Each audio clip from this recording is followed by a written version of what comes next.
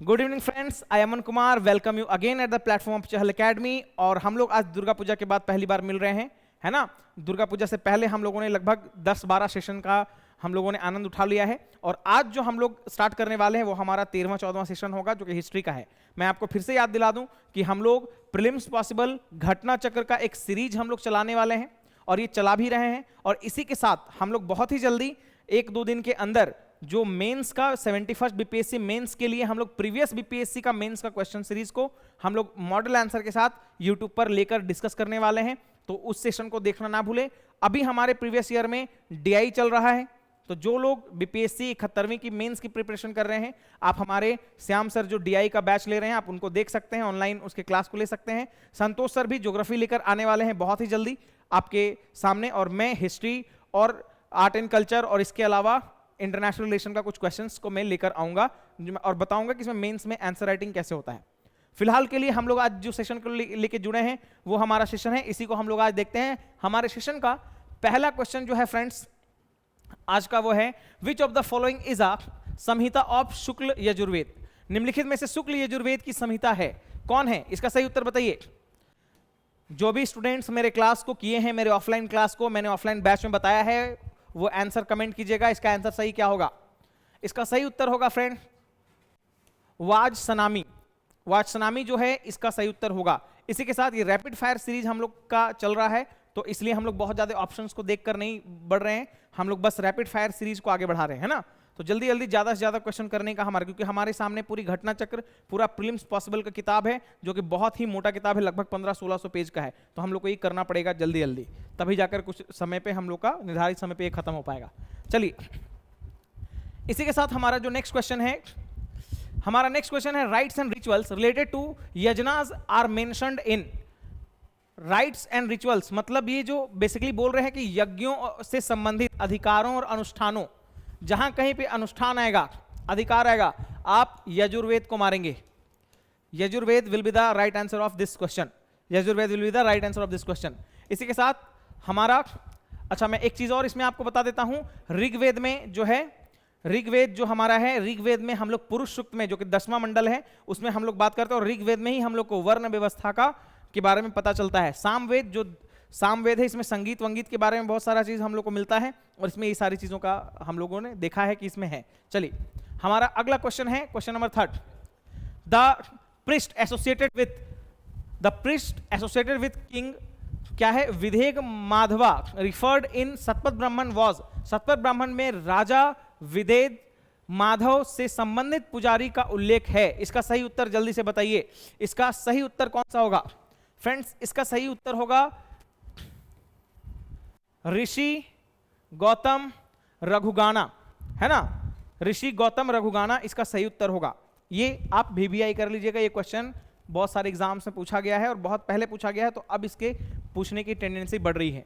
चलिए इसी के साथ हमारा अगला क्वेश्चन जो है friends, the name of scripture in which Purushamedha, है ना, पुरुषमेध वॉज मेंशन्ड इज। जल्दी से बताइए इसका सही उत्तर क्या होगा? इसका सही उत्तर क्या होगा? ये होगा शुक्ल यजुर्वेद। ये होगा इसका शुक्ल यजुर्वेद, इसका सही उत्तर होगा। शुक्ल यजुर्वेद में ही पुरुषमेध, है ना, पुरुषमेध इसकी परिकल्पना की गई है। और एक चीज है पुरुष सूक्त, ये हम लोगों को कहां पे मिलता है? पुरुष सूक्त हम लोग को मिलता है ऋग्वेद में, जैसा कि मैंने आपको बताया, ऋग्वेद। और ऋग्वेद क्या है? सबसे ओल्डेस्ट है, ओल्डेस्ट ऑफ ऑल वेदास। चलिए इसी के साथ हमारा अगला क्वेश्चन है, dash deal with the art and music. जल्दी से बताइए इसका सही उत्तर क्या होगा? इसका कला और संगीत से संबंधित है। इसका सही उत्तर जल्दी से बताइए क्या होगा? इसका सही उत्तर होगा गंधर्व वेद। गंधर्व वेद इसका सही उत्तर होगा। गंधर्व वेद जो है इसी में हम लोगों को मिलता है कि इसका आर्ट और म्यूजिक के बारे में हम लोगों को जानकारी मिलती है। चलिए इसी के साथ हमारा जो अगला क्वेश्चन है, हमारा अगला क्वेश्चन क्वेश्चन नंबर 6 है, और क्वेश्चन नंबर 6 है, the compilation of which among the following is based upon the Rigveda. निम्नलिखित में से किसका संकलन ऋग्वेद पर आधारित है? जल्दी से बताइए इसका क्या होगा सही उत्तर। ऋग्वेद का संकलन किस पे आधारित है, किसका ये होगा सामवेद। सामवेद का जो है, सामवेद का जो संकलन है ये किस पे आधारित है, ये ऋग्वेद पे आधारित है, ऋग्वेद पे आधारित है, इसका सही उत्तर है। चलिए इसी के साथ हमारा अगला क्वेश्चन जो है त्रयी, बहुत ही फेमस क्वेश्चन है। त्रयी का मतलब क्या होता है, देखिए फ्रेंड्स तीन चीज आपको याद रखना है। एक तो रखना है त्रयी, त्रयी का मतलब होता है तीन वेद, तीन वेद को बोलते हैं त्रयी। एक होता है त्रिरत्न, त्रिरत्न है ना, और एक होता है त्रिपिटक। ये तीन चीज आपको याद रखना है। त्रयी का मतलब होता है तीनों वेद, इसका सही उत्तर हो जाएगा ए। त्रिरत्न का मतलब होता है जो तीन रत्न है बुद्धिज्म के, है ना, बुद्ध, संघ और धर्म, ये चीज है। और त्रिपिटक जो है ये त्रिपिटक हैं आपके बुद्धिस्ट ग्रंथ हैं, विनय पिटक, सुख पिटक और अभिधम पिटक, ये तीन पिटक आपको याद रखना है। पिटक का मतलब होता है टोकरी, तो उस ग्रंथ के सारी चीजों को एक टोकरी के समान में रखा गया, इसीलिए इसको क्या बोलते हैं, त्रिपिटक बोलते हैं। चलिए इसी के साथ हमारा जो अगला क्वेश्चन है, और नेक्स्ट क्वेश्चन इज किस वेद में सभा और समिति को प्रजापति की दो पुत्रियां कहा गया है। जल्दी से इसका सही उत्तर बताइए। इसका सही उत्तर क्या होगा, इसका सही उत्तर होना चाहिए, जल्दी से बताइए इसका सही उत्तर क्या होगा। इसका सही उत्तर होगा Atharvaveda. Atharvaveda is the right answer of this question. देखिए फ्रेंड्स जब आप अथर्ववेद पढ़ेंगे तो अथर्ववेद में ही एक दृश्य ऐसा आता है, मतलब एक चैप्टर ऐसा है जहां पे सभा और समिति जो है ना, प्रजापति जो भगवान है उसके दोनों पुत्री के समान इनको दर्जा दिया गया और उसका नाम लिखा गया है, तो इसीलिए इसको ये बोलते हैं। चलिए इसी के साथ हमारा जो अगला क्वेश्चन है, आवर नेक्स्ट क्वेश्चन इज निम्नलिखित चार वेदों में से किसमें जादुई मंत्रों और मंत्रों का वर्णन है, किसमें मतलब जादू टोना ये सब का बात किया गया है। जल्दी से बताइए, इसका नाम है अथर्ववेद, बहुत फेमस क्वेश्चन है। This will be the right answer Atharvaveda. Atharvaveda में ही जादू टोना, बाबू सोना, अरे नहीं ये सब नहीं, जादू टोना वगैरह जो है इन सब के बारे में इसमें अथर्ववेद में इसकी बात की गई है। चलिए इसी के साथ हमारा जो है आगे नेक्स्ट जो हमारा है प्रश्न संख्या 10, आयुर्वेद अर्थात जीवन का विज्ञान पहली बार प्रकाशित हुआ। जल्दी से बताइए इसका सही उत्तर। प्रश्न संख्या 10, Ayurveda that is science of life appeared first in, ये कहां होगा, ये भी होगा आपके अथर्ववेद में। आयुर्वेद, आयुर्वेद से ही क्या निकला है, सॉरी आयुर्वेद निकला है किससे, अथर्ववेद से। और ये बहुत ही महत्वपूर्ण प्रश्न हो जाता है फ्रेंड्स, इसको VVI लिख लीजिए आप, VVI। And our next question will be Gopad Brahman, एक मिनट,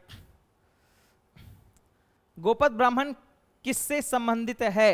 गोपद ब्राह्मणा इज एसोसिएटेड विथ, किससे होगा, ये होगा आपका अथर्ववेद, ये भी होगा क्या, अथर्ववेद। अथर्ववेद से ही गोपद ब्राह्मण ये है। अगर ऋग्वेद की बात करें शतपथ ब्राह्मण, शतपथ ब्राह्मण, शतपथ ब्राह्मण से, और ये हो गया गोपद ब्राह्मण, ये आपको याद होना चाहिए, ठीक है। चलिए इसी के साथ हमारा अगला जो प्रश्न है, निम्नलिखित में से कौन सी प्रथा उत्तर वैदिक काल में उभरी।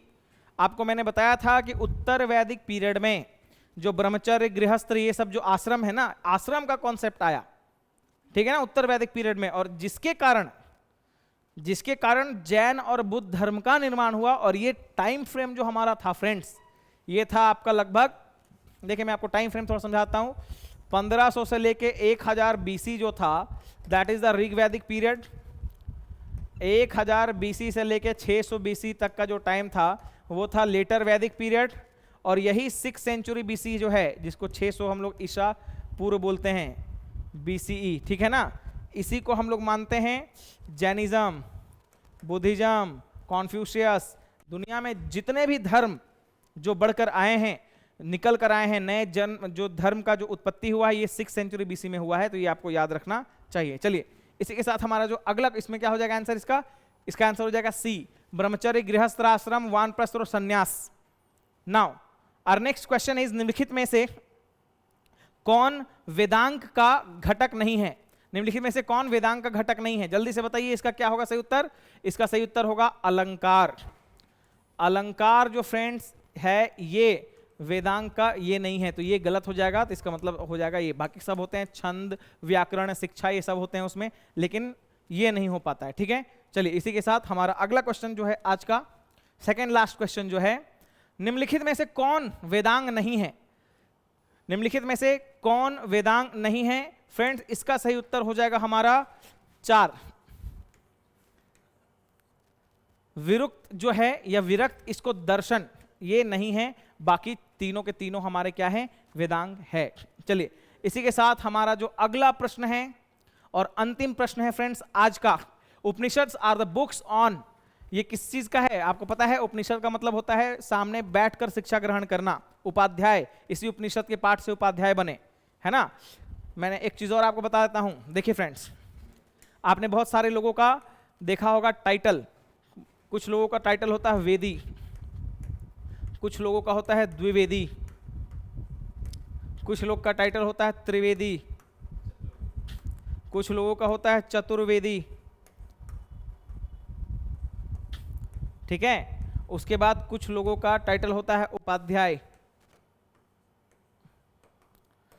कुछ लोगों का टाइटल होता है मिश्रा, है ना, ये चीज है। अब ये जिन लोगों को एक वेद का ज्ञान रहा उन लोगों ने टाइटल क्या लगाया? वेदी, एक वेद का ज्ञान। जिन लोगों को 2 वेद का ज्ञान हुआ उन लोगों ने अपना टाइटल क्या लगाया? द्विवेदी। जिन लोगों को 3 वेद का ज्ञान था वो क्या हो गए थे? त्रिवेदी। और जिन लोगों को 4 वेद का ज्ञान था उन लोगों को हम लोगों ने बोला चतुर्वेदी। और सिर्फ यही नहीं, जिन लोगों को उपनिषद का ज्ञान था उनको हम लोगों ने बोला उपाध्याय। और जिन लोगों को सारे चीजों का मिश्रित ज्ञान था, थोड़ा वेद, थोड़ा उपनिषद, थोड़ा आरण्यक, सबका ज्ञान था, ऐसे लोगों के पास, जिसके पास मिश्रित ज्ञान था, इन लोगों को हम लोगों ने बोला मिश्रा। तो दिक्कत जो है, जितने भी लोग हैं ये ब्राह्मण, ये पहले उनके विद्या के अनुयायी के हिसाब से हुआ करता था, उनके पास कितना ज्ञान है। आजकल क्या है, चतुर्वेदी का बेटा चतुर्वेदी टाइटल लगा रहा है, लेकिन ये समय के साथ परिवर्तित हो गया। ये बाय डिफॉल्ट पहले ऐसा नहीं था। एक आदमी अगर कोई शूद्र भी, उसको अगर एक वेद का ज्ञान है तो उसका टाइटल क्या हो जाएगा? वेदी हो जाएगा। किसी के पास 2 वेद का ज्ञान है, द्विवेदी हो जाएगा। लेकिन ये धीरे धीरे जेनेटिक होता चला गया, मतलब ये वंशानुगत होता चला गया कि बेटा वेदी है तो उसका बेटा भले उसको ज्ञान ना हो तो वो भी वेदी हो जाएगा। तो ये चीज आपको समझना पड़ेगा। और इसी के साथ हमारा जो है आज का सेशन यहीं पे खत्म हुआ। हम लोग फिर मिलेंगे कल नए तथ्यों विचारों के साथ। तब तक के लिए धन्यवाद। आपका दिन मंगलमय हो। All the best.